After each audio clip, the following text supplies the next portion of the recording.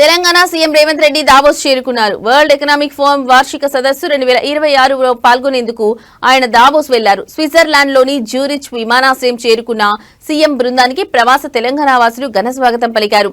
Switzerland లోని భారత రాయబారి మృదుల్ కుమార్, ఇతర అధికారులు ముఖ్యమంత్రితో భేటీ అయ్యారు. దావోస్ పర్యటనలో ముఖ్యమంత్రి వెంట మంత్రి పొంగులేటి శ్రీనివాసరెడ్డి, పలువురు ఉన్నతాధికారులు ఉన్నారు.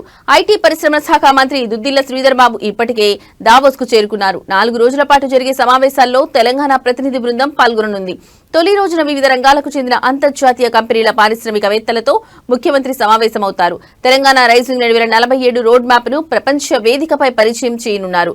రాష్ట్ర భవిష్యత్తు లక్ష్యాలు, ప్రభుత్వ విధానాలు, పెట్టుబడులకు ఉన్న అనుకూల వాతావరణాన్ని వివరించనున్నారు.